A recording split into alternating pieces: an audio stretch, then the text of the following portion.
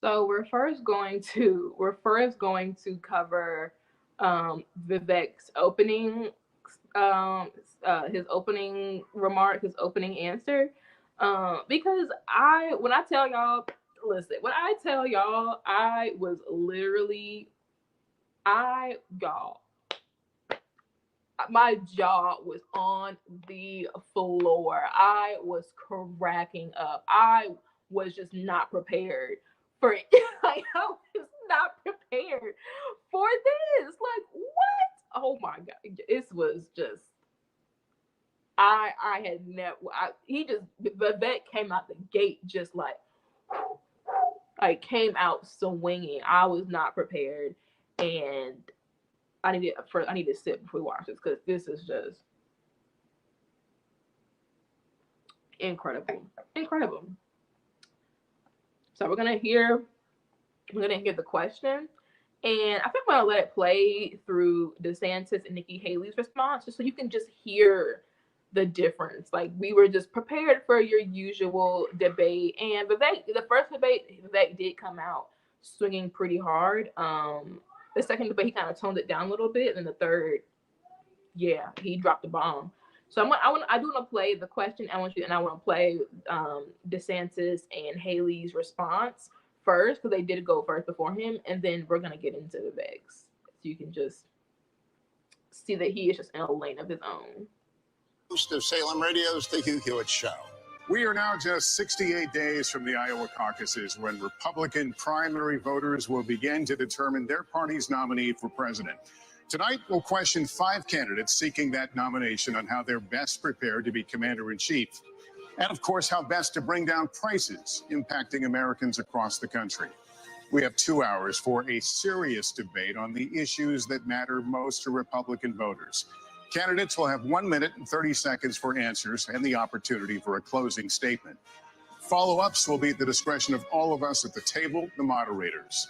Invoking a candidate's name or policy does not necessarily mean the mentioned candidate is entitled to a response. We want to caution all the candidates not to interrupt or speak over your fellow debaters. If you talk over each other, the voters can't hear you. And given the critical issues we're facing specifically on the world stage, we want everyone to hear every word you have to say. Continued interruptions may result in loss of additional questions. And to our audience, please hold your applause so that the candidates can be heard. With that said, let's have a good debate. All right, our first question, the opening question, is one for all of you. Donald Trump is the first ex-president in more than 100 years to run for the White House again, and he remains popular among Republican primary voters as his legal challenges mount. Governor DeSantis, let me begin with you on this one. Speak to Republican voters who are supporting Donald Trump. Why should you and not him be the Republican nominee to face Joe Biden a year from now? This country is in trouble, and the elites that have put us here, they don't care about you. They don't care that you're having to grapple with higher grocery prices or have higher gas prices. They don't care that your family's less secure because of the open border that's allowed drugs and even terrorists to come into this country. Well, I care. I am not going to sit idly by and let this country continue its downward spiral. We need leadership, and we need it now. I'll take the hits. I'll take the arrows. I'll take the slings, because ultimately it's not about me. It's about you. I will fight for you. I will make sure to lead this country's revival, and I will win for you and your family. Actions speak louder than words. We don't have time for excuses, and it's not something that we're going to be able to have all these distractions. As a veteran, I will get the job done. Now, if you look where we are now, it's a lot different than we were in 2016. And Donald Trump's a lot different guy than he was in 2016. He owes it to you to be on this stage and explain why he should get another chance. He should explain why he didn't have Mexico pay for the border wall. He should explain why he racked up so much debt. He should explain why he didn't drain the swamp. And he said Republicans were going to get tired of winning. Well, we saw last night, I'm sick of Republicans losing. In Florida, I showed how it's done. 1 year ago here, we won a historic victory, including a massive landslide right here in Miami-Dade County. That's how we have to do it. So I promise you this, as the nominee, next November, I'll get the job done. And as president, I will deliver. Your time is up. Let me turn to Ambassador Haley. Let me turn to Ambassador Haley. Why you and not the former president? So that was fine. That was a great response, great answer.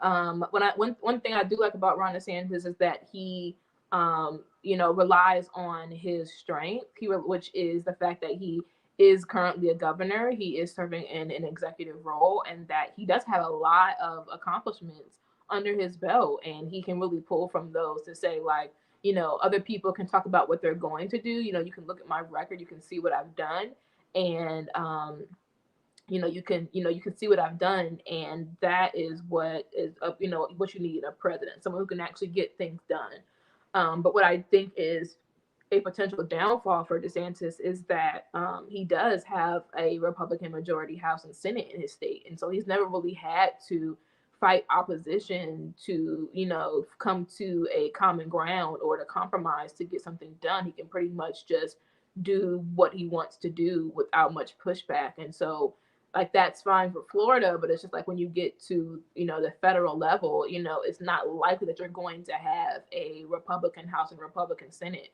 and so your agenda is not going to be able to just get pushed through without any type of pushback. So you're going to have to be able to find ways to tone down some of your policies and really be able to find that compromise. And I think that may be where he falls short, because we have not seen any evidence of him having to do that so far. But let's get into Nikki Haley's response. Good from DeSantis. Good start from DeSantis. Very strong. President. Well, I think you look at the fact that we're almost $34 trillion in debt. 60% of Americans are living paycheck to paycheck. 50% of American families can't afford diapers. 1 in 6 American families can't pay their utility bills. You have parents who are worried about what's being said or taught to their child in the classroom. There's no transparency.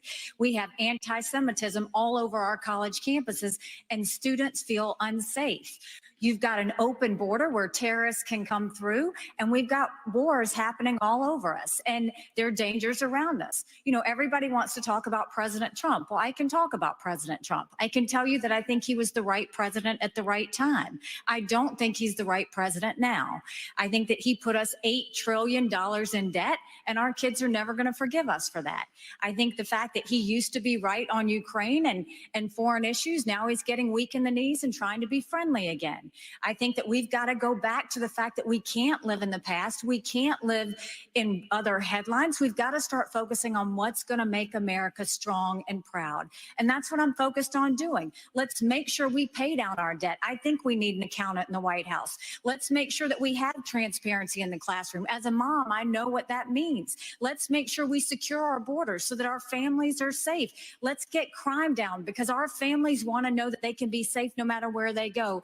And as the wife of a combat veteran, I will tell you, a military needs to know we have our back, and we need to make sure that America is strong. Ambassador, thank you very much. All right, Nikki Haley. Fine. I have no issue with what she said necessarily. I do think that in the Republican Party there is a bit of unique circumstance, because I think this is the first time, I believe, in over 100 years where a president is running for office again that didn't run consecutively. So it's an interesting place to be in, because as a candidate, and with the way that Trump is just dominating the field, obviously, Republicans overall are speaking loudly that they want Trump as their nominee. They don't want another candidate for the nominee. So as another person in the field who was running, you really had to kind of make a tough decision, where it's do I want to attack Trump, or do I want to kind of keep it really respectful, because I don't want to alienate his base away from me, because I want to appeal to his base. I don't want to upset them. And so I think, Ron DeSantis has done it. Nikki, all the candidates really, except for Vivek, have gone after Trump and have, been critical of him. And, that may or may not work to their benefit. Time will tell with that. But what it looks like so far is that Trump's going to be the nominee. And so, if I guess if you're just, going to give it all you got, and if you don't make it, then okay. But I think that I like that Vivek has kept it really respectful towards Trump. He's had his criticisms for sure, but he's done it in a very respectful way. And he's given his honest criticism, but done it very respectfully. So he's not trying to alienate the base. I think he shared a lot of ideals with the base of Trump. So that's my take on that. So we've heard Ron DeSantis, we've heard Nikki Haley. Let's get into Vivek's answer. This is the first question that's asked of the night. Okay, keep that in mind. This is the very first question that it's asked. So let's get back into it. Let me just caution the audience. Let's not go down this road. We've asked you to please, keep restrain yourselves, and would be helpful so we can hear the candidates, because these are important issues and the voters want and need to hear them. Mr. Ramaswamy, let me turn to you. Please make your case. Why should you be the nominee and not the former president? I think there's something deeper going on in the Republican Party here, and I am upset about what happened last night. We've become a party of losers at the end of the day. It was a cancer to the Republican establishment. Let's speak the truth. I mean, since Ronna McDaniel took over as chairwoman of the RNC in 2017, we have lost 2018, 2020, 2022, no red wave that never came. We got trounced last night in 2023. And I think that we have to have accountability in our party. For that matter, Ron, if you want to come on stage tonight, you want to look the GOP voters in the eye and tell them you resign, I will yield my time to you. And frankly, look, the people there cheering for losing in the Republican Party. Think about who's moderating this debate. This should be Tucker Carlson, Joe Rogan, and Elon Musk. We'd have 10 times the viewership, asking questions that GOP primary voters actually care about and bringing more people into our party. You think the Democrats, we've got Kristen Welker here, do you think the Democrats would actually hire Greg Gutfeld to host a Democratic debate? They wouldn't do it. And so the fact of the matter is, Kristen, I'm going to use this time because this is actually about you in the media and the corrupt media establishment. Ask you, the Trump-Russia collusion hoax that you pushed on this network for years, was that real, or was that Hillary Clinton made up disinformation? Answer the question. Go. Mr. Roberts. This is how we get our country back. We need accountability because this media rigged the 2016 election.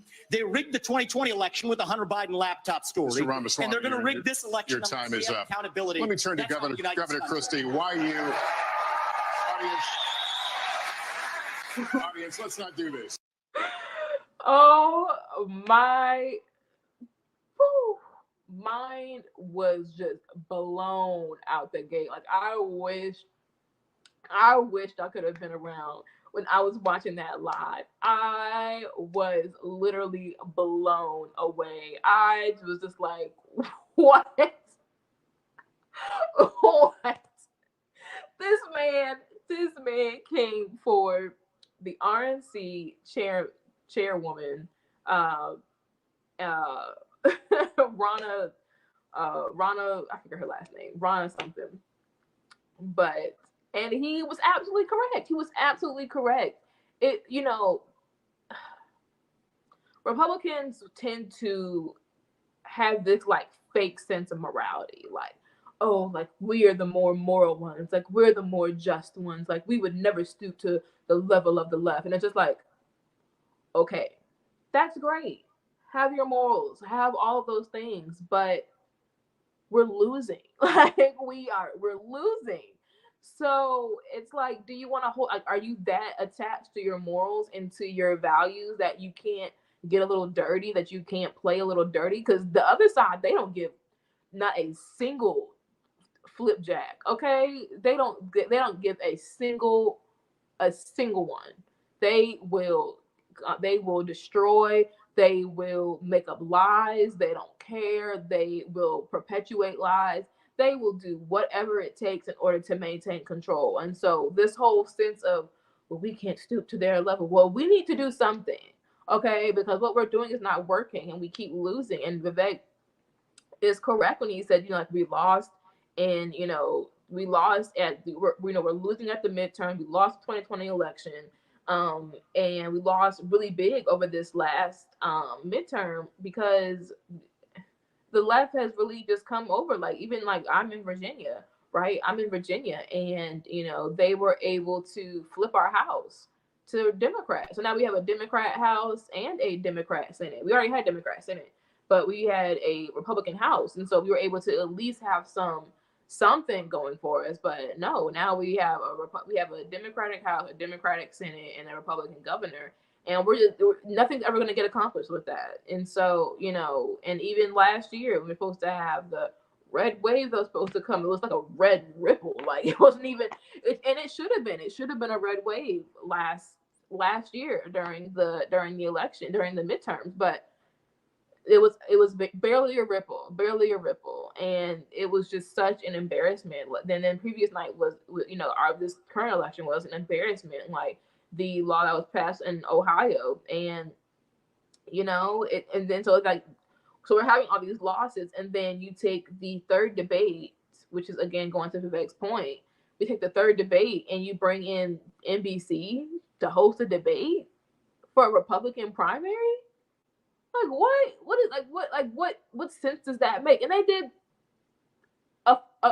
an okay job. I'm not gonna sit here and criticize them as a moderator, because they actually did do a pretty good job as moderators. But it's just the fact that, like, this network that has perpetuated lie after lie after lie over Trump, over even with other candidates, they perpetuate these lies, these narratives, and you're going to trust them with bringing questions that the Republican voters actually want to know. And again, I think, like, that's why we spent an hour on foreign policy. Like, when most Republicans, like, while it is an important issue, not saying like foreign policy is not important, why is that the first thing that we're getting to? Like, why are we spending the first hour of the debate on foreign policy and not on what's happening in America? So yeah, I think Vivek was very spot on with his attack of the RNC, because it's her job. Like, you are the RNC chairwoman. You are over the Republican Party in a sense. Like, it's your job to get get the word out there. Like, for the debate, you really could have had Tucker Carlson, Joe Rogan, people who are not necessarily, because Joe Rogan isn't really a Republican, but he is very much a moderate in the middle, but he's fair, he's balanced, and he has a very really, really large audience. Like, why would you not want to get those people who have a massive audience, bring them together in order to push that message of conservatism, push it out further, and let them hear from the candidates themselves what their values are, what their principles are. So I think he was spot on with that, for sure.